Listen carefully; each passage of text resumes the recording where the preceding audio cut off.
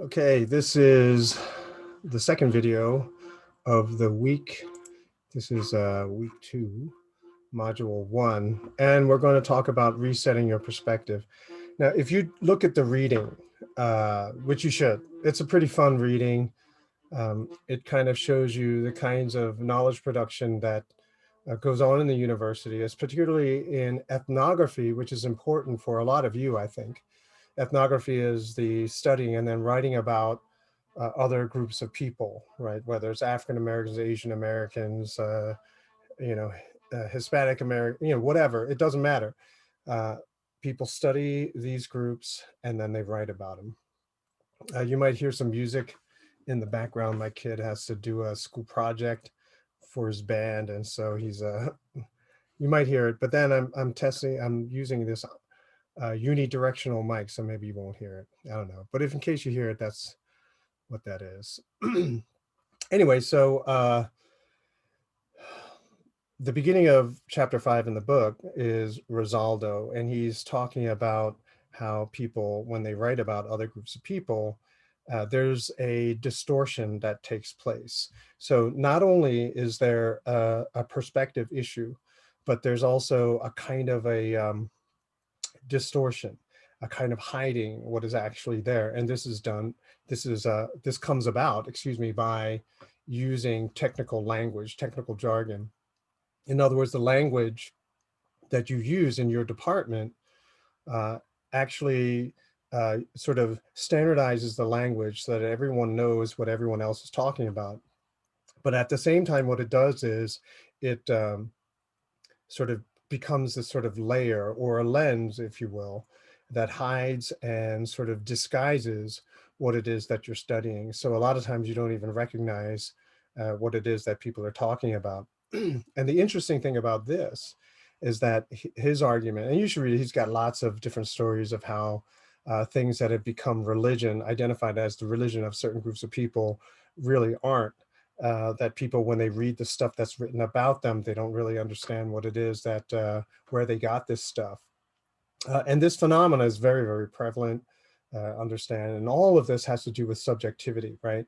So our subjective point of view is our subjective point of view. We write down and we record and we notice and we make knowledge based on what it is that we can perceive, not necessarily what is important to the object or to the group of people that we're studying or the person that we're trying to get to know. It's stuff that we think is important because it's our perspective, right? And so whatever it is they think is important is irrelevant to us, more or less. But especially if I'm a scholar and I want to write a book and I want to find out about certain things, it's those things I want to write about, not about all the other things that are probably more important to you. So it's pretty interesting to check that out. Um, so he makes interesting moves. I won't get into it because it's probably not as significant, but if you read that and then hear what I have to say, then you kind of understand where a lot of this comes from. In other words, a lot of scholarship, they'll write this stuff. They'll say this is the truth. This is authoritative. I wrote this according to the scientific method, the method that my department taught me, etc. And so therefore it's the truth. Not really, especially even when Americans read material about Americans, they don't recognize it. It's very interesting. You should check it out. I don't know how many times I said that, but anyway. Um, so a couple of terms that you need to acquaint yourself with, because this is the terminology of postmodernist discourse, which is what a lot of people are using these days. Postmodernist deconstruction is what I taught you in the last video. And so putting it all together now, we're going to try to reset our perspective, which is something that normally most people don't do this. I go one extra step, which is what allows me to break free of a lot of the hypocrisy that you're seeing today. If more scholars took that extra step, then maybe things would have gone in a different direction, but they don't. As soon as they got the ability to say what they wanted to say, they basically stopped, digging further. So the other, right, is not you, right? So other people, the people you're studying, the people you're interested in, that is the other. And so you otherize people. If you're studying your family, you're going to otherize your family. You're going to push them at a distance so that you can study them and then write about them, right? And you're going to write about them like they're your science project, okay? And so the data that comes out, your report that comes out from this research becomes sort of funny to the people that if they read it. But if you realize it's a serious piece of scholarship, that from now on, people who read this book or this journal article, they're going to think that this is in fact the truth about you. This has wide-ranging implications. I didn't want to go into them, but I just have to. So when people want to pass legislation about certain groups of people, they have study groups first, right? They do all this research and analysis. And from that information comes legislation, comes policy, comes suggestions and prescriptions of how we should deal with all of this stuff. And if you recognize that this is what happens, then it's always a distortion. And this is why they always get it wrong. And they always do. Some people benefit a little bit, but that's because they don't realize how much more they would benefit if nothing was done in the first place. Like if there was no government at all, what might have happened in their life. And I can almost guarantee that 99% of the time, it would have been better than what the government action was. So the other, those are the people that we're studying. Those are the people that are not me. I know that you're not me. And so now I study you, I objectify you, and try to understand you. Rosaldo basically says that everything is culture, but he's a sociologist. And so we're not going to go to, we just simply switch everything, essentially make the same argument because I'm a religion scholar. I'm looking at things from a point of view of religion. Instead of calling everything culture, I say everything is religion. Everything you believe is true becomes part of your religion. And if you think about it, people actually behave as if it is their religion. In other words, a lot of even people who go to church and they say, I'm going to church because I want to learn about God. You know, a lot of those people, they just simply say that because they were taught to say it, right? They were taught this, if you're a church, this is what you got to say because this is what good church people say. And so that's the answer that they give. But the real reason, the actual reason that a lot of people are going to this church or that church varies. That motivation, that reasoning, changes from person to person.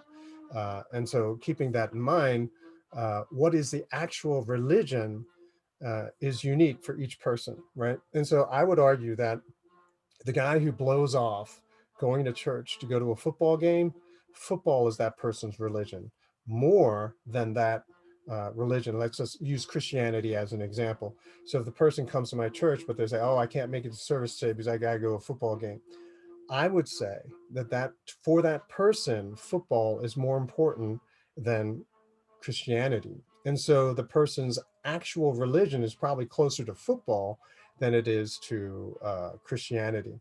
Uh, the priority is with football. The planning, all of the budgeting, all of this stuff is centered around football, not around going to church and living by faith. And so what Rosaldo says is there is no place you can go that isn't culture. And so we flip that and we say there is no place you can go that is not religious.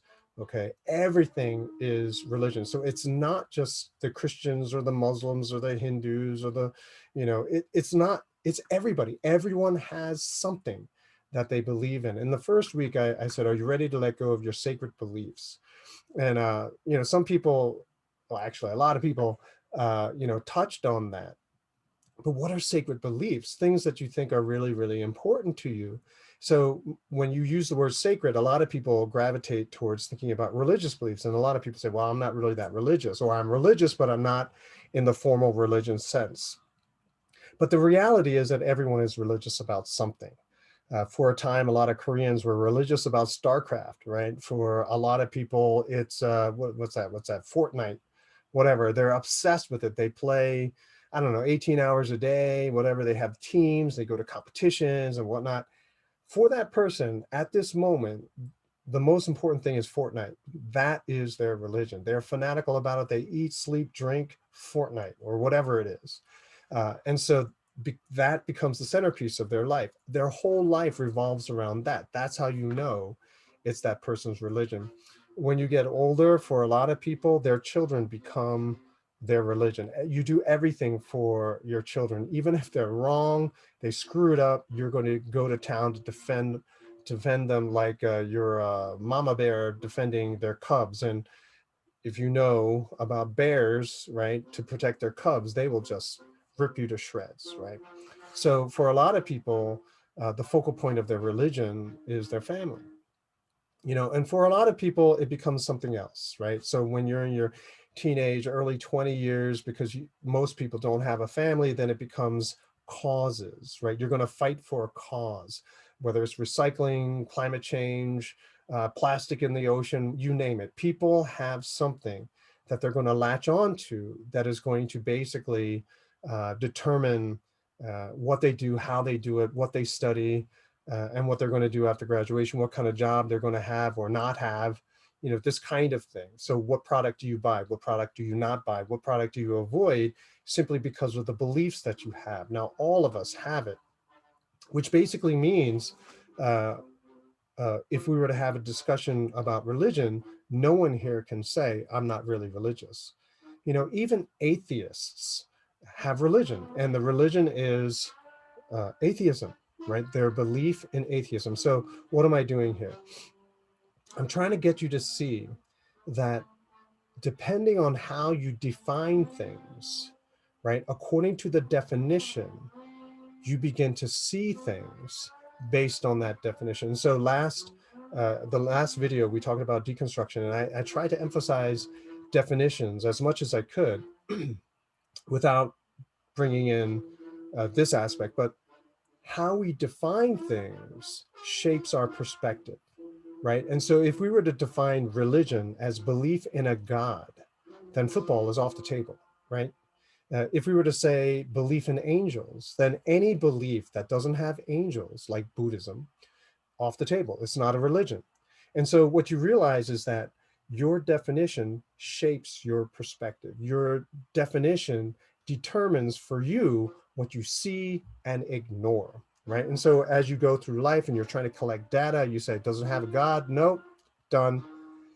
But see, when you do that, what you're actually doing is you are excluding people from the conversation, right? So if we were in a religion class and I said, hey, let's talk about our religion, and automatically maybe half of you would say, I don't have a religion. This conversation has nothing to do with me. In other words, through the definition, you are going to either include or exclude certain people.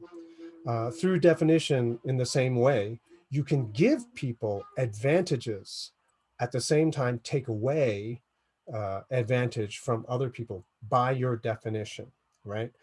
Race theory, if you understand race theory at all, just simply day one, depending on the definition that your professor is going to give you, you know whether or not you have privilege or no privilege at all in that class, right? And so right from day one, you know if you're at an advantage or a disadvantage in that class. In other words, the power structure has already been determined. You already know by the definition whether you're going to lose every single argument or you're going to win every single argument, simply by the definition. Okay, so in other words, definitions, because they are subjective as well, will have these effects, right? They will either make you, because of your definition, you'll ignore all of these other things as unimportant, right? Or you're going to say you're always wrong based on the definition. And you can kind of see that I've been doing this with the definitions so far in class, with hypocrisy, with coercion, and I believe fascism in the last video, right? So if you realize that there are certain definitions which are developed simply to target certain people specifically, right? To go after them, to, I don't know, to legislate against them, whatever. But definitions, and whoever has the ability to write the definition has a lot of power, right? There's a lot of power in the ability to be able to write the definition. What does something mean? All right. Now, keep in mind that Also, when you have a really narrow definition, you run into lots of problems. Okay, so religion, if it is belief in a God and you have these rituals and what do you call it, regular, at the same time every day or every year, you're going to do a celebration, you're going to have, a holy day, you're going to have a memorial service, whatever, all of this stuff are marks of religion. Well, if that, and that was in the 1960s, that was kind of the definition. You get, you have rituals, you have scripture, you do all these things, you have sacred song, you have holy days, etc. Well, if that's the definition of religion, then being an American and celebrating July 4th means that you're being religious, right? Because if you think about everything that it is that a lot of people believe is either nationalistic or, somehow being patriotic, being super American, this kind of thing, you'll realize that this is very ritualistic, right? So, we have holy days in America. July 4th, 1776 is a holy day. We celebrate it as Independence Day, Thanksgiving Day, which started by Abraham Lincoln after the Civil War to bring healing, standardized Thanksgiving Day for everybody. Now everyone is supposed to celebrate. It's a national holiday. And we have other national holidays as well.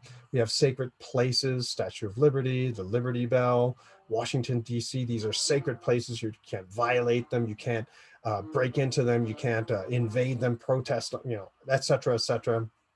Even if you think about it, I don't know if anyone, there's religious symbols everywhere. There's the flag too. Then we have pledges of allegiance, which is sort of like confessions of faith.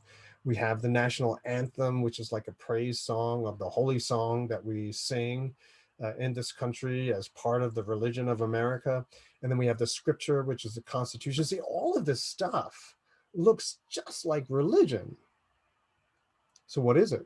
Robert Bellah noticed this and he said, you know what, but it's not religion because there's no God.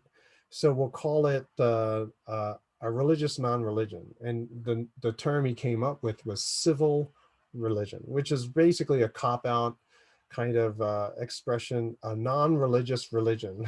Which, what does that even mean, right? But he was trying to explain what looks like so basically it looks like a duck, quacks like a duck, walks like a duck, flies like a duck, swims like a duck, not a duck. How's that even possible? And so you do it through knowledge production, right? So you say, oh, you're about to notice that being an American looks a lot like religion, but it's not, right? And so everyone learns this when you're younger and say, no, you can say the Pledge of Allegiance, doesn't conflict with your religion, etc. And you are taught not to see what is right in front of your face. Religion, all over the place, right? And the reason is because you have to say the Pledge of Allegiance, otherwise you're un-American, right? You have to celebrate these days, otherwise why are you living here? Why don't you go back to where you came from? This kind of thing. And this comes from the history of the United States because America is not indigenous to this area, right? The indigenous population, the Native Americans, were here first, right? But we're not the Iroquois, right? We're not the Sioux tribe, whatever, Lakota, we're not that. We're Americans, right? And in order to pull that off, you had to create an identity, not on ethnicity, built on ethnicity, but on ideology. And the ideology of America was imperfectly at the beginning, and we'll get to this later, imperfectly, very imperfectly, supposed to be this idea of freedom. I know, hold on to the slavery, gender, and all this other kind of stuff later. We'll probably not even get to it, but it's that aspect is kind of complex. We will get to the race issue, of course, because I'm a race professor, and so we have to talk about it because it's all interconnected. All right, so having said that, there's civil religion. So you see religious symbolism everywhere, but you're not supposed to understand that as religion. So do not study it like a religion, even though it looks like religion, sounds like religion, you know, functions like a religion, it's not religion, right? And so it's that kind of interesting tension because of the definition. So in order to get rid of all of this confusion, basically I'm summarizing chapter 5, to get rid of all of this confusion, what you do is have a new definition. And this new definition has to avoid all of the problems of the definitions that we had already talked about just now. In other words, remember, definitions give people power, right? Depending on the definition, some people are going to get a lot of power. Some people are going to be disempowered. Any ability to be able to argue, have a discussion is taken from them, okay? Simply because of the definition, right? So what you want is you want to have a definition, which is what you want to talk about, but in a way that does not give anyone arbitrary advantage or disadvantage, which doesn't already predetermine who the winner or the loser is, okay? Like, so going back, the belief in a God or whatever like this, then an atheist would say that's not part of I can't participate in this conversation. Not that you would want to, but let's just pretend you want to. I can't participate because I don't have a religion. I would say all we need is a better definition. So if you look in the book, I should want to share my screen. So there's this diagram, all right? And I try to explain how to reset our perspective by having a better definition. In other words, we're narrow-minded, we are subjective, we are critical of people who have different subjectivity, right? Can't see the things that we do, you know, why? And that's because of definition. So if we have a better definition, we'll be able to see more. So if you look at this diagram, the circle is supposed to represent all knowledge. Let's just pretend. I mean, it's right. I mean, it's just to give you an idea of what I'm trying to say. So let's pretend that the circle here is all of the knowledge that is possible, present, past, future. That's all the knowledge that's possible. I don't know if this affects how you see it, but just in case, I'll just make it a little bit bigger.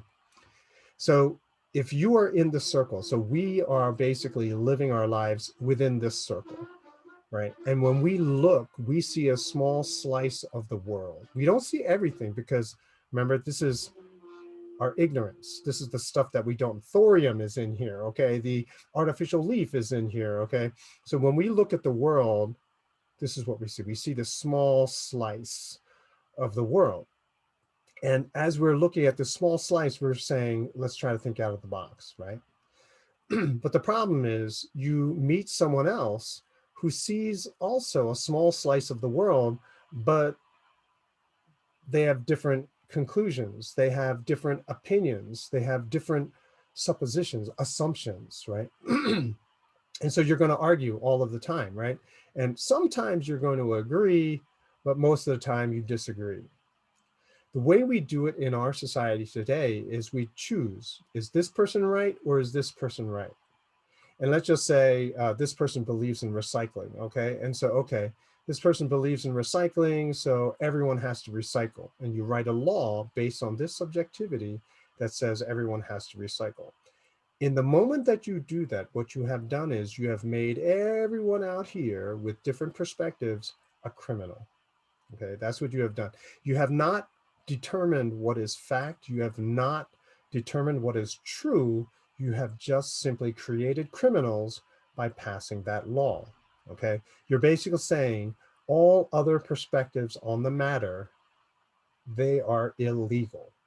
This is the only legitimate perspective on the issue. And everyone else, if you disagree with me, I have to cancel you. I have to shut you down. I have to deplatform you because you're just wrong. And the ability to say that only comes from having the ability to write the definition and write the law. And clearly this is a problem, right? All these people can't be, let's do another one, all right? So drugs are bad. So let's have a drug war. And so here, the drug war person, which basically means everyone else out here who does drugs, who sells drugs, who enjoys drugs. What, you're a criminal. You're a bad person. Okay, that's basically the fact. In other words, you don't change people's behavior. People's behavior don't change. They just go from a law-abiding citizen to a criminal. That's all that really happens when you legislate your morality. All right, and that is write laws based on what you think is subjectively true. This happens all of the time today. It's in fact, it happens, what is it, 20,000 new laws every year or a month? I forget. It's so ridiculous how many rules and laws are being written in this country every year, basically based on certain people's subjectivity. That's why there's so much crime. That's why there is so much dissatisfaction. That's why there is so much restriction. That's why there's so few choices that we can choose from. This is also why there's so much injustice, because when you legislate morality, when you write a law based on what you think is true, your religion, if you will, you create injustice, right? And this is something that a lot of people have a hard time to grasp, but let's just, for now, pretend Christianity is in charge, which they're not. Let's pretend they are. And so I start saying stuff like, everyone has to go to church on Sunday, right? So, well, all right, let's just do that. Everyone has to go to church on Sunday. Mandatory attendance, right, to church. Let's just pretend.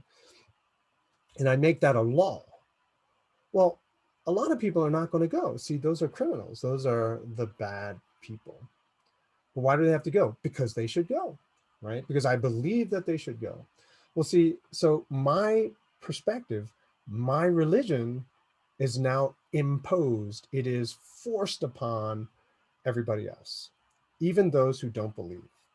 Now, you think about all of the laws in this country where people don't even know what they are. You're breaking them probably. But let's just say you hear a law and you're like, well, I don't know. I don't think I'm going to obey that law. I think I am going to, I don't know.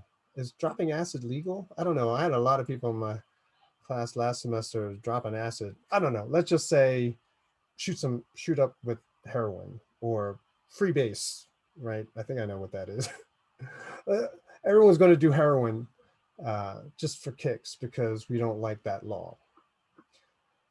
You see, this is the problem. And now if we get caught, we go to prison. This is not a very good situation, okay? So what we want to do is we want to have a better definition. So religion, system of belief. If we come out here, right, this is resetting our perspective, not to take one individual subjective point of view. We want to come out here, so we're looking at everything, everyone's religion. And in order to do that, the definition we need to have is religion is a system of belief. Whatever you believe is true, God, no God, evolution, uh, whatever, whatever that religion is, whatever, gets you up in the morning, that's your religion. Let's examine all of that. Why do you subscribe to it? What does it do for you, etc. Okay, we can do that if we reset our perspective out here. And how do we reset our perspective? Having a better definition. Okay, so go back to fascism. A lot of people say Mussolini, fascism, Nazis, fascism. Okay, fine. But you miss all the other fascists that are out here, and probably the actual dangerous form of fascism. So we come out here and what do we see? People who want to control private industry. Let's just say you have a store, right? Which is basically a very small corporation. And all these people start coming to your store and say, I think you should sell this. I think this is how much you should sell it for. I think you should buy from this person to resell to us. Fascists. You understand? Now, a large global corporation with trillions of dollars or billions of dollars or whatever, when Congress tells them what to do, see, that basically is the same phenomenon. So when you are busy looking at uh, certain people who you think should be called fascists, what you're missing is the actual fascism that is happening in our society every single day. That is what happens when you don't have a good definition. I hope this is it was really profound for me, right?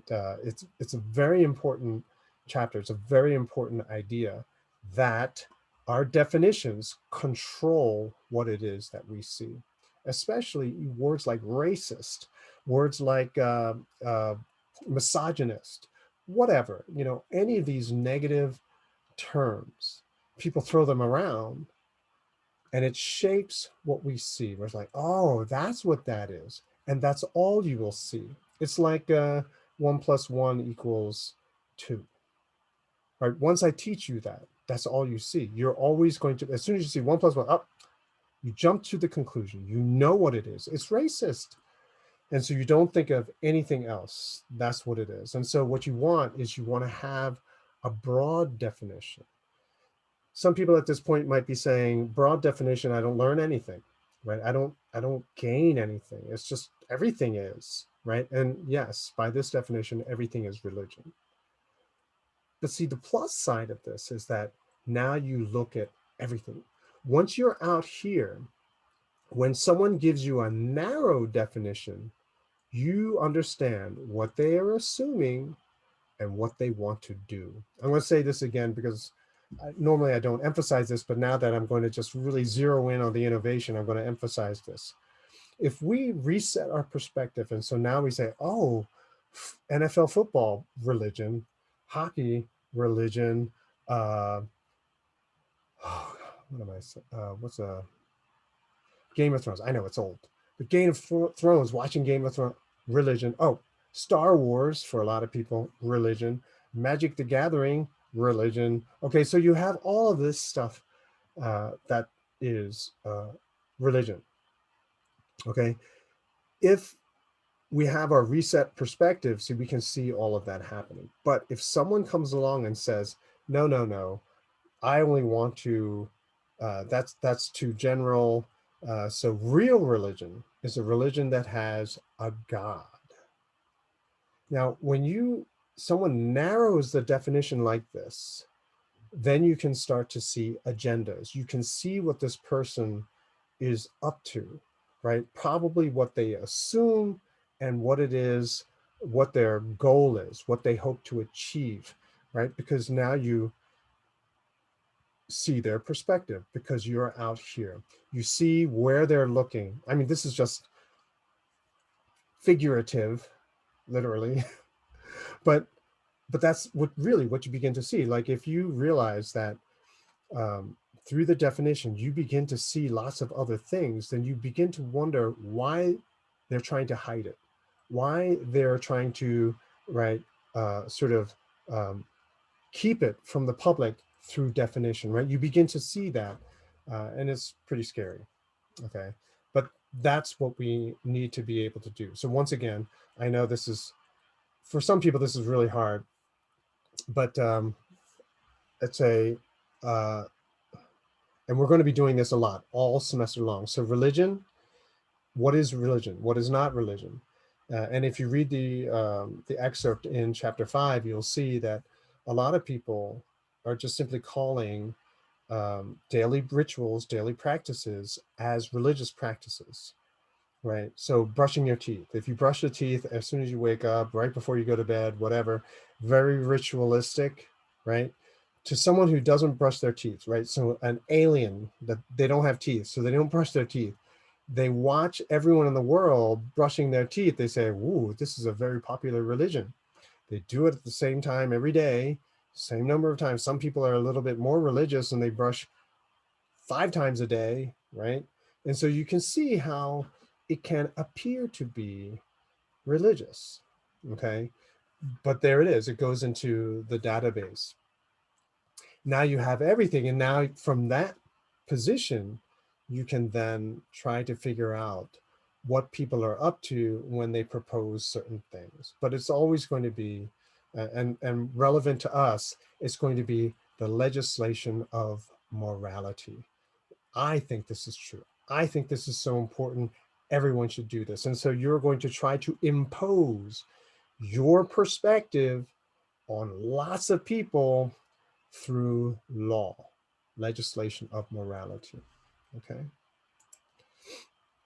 And so basically bad is not a good thing to do, because when you legislate morality, you are legislating subjectivity, which is hypocrisy, double standards, right? Which leads to, as I said last week, injustice. With hypocritical laws, you will always have injustice. And so if you notice all the social activism that you see, and they're fighting for the passage of certain laws, they are all subjective. And because they are subjective, the only result that can come from all of these laws by definition is injustice, right?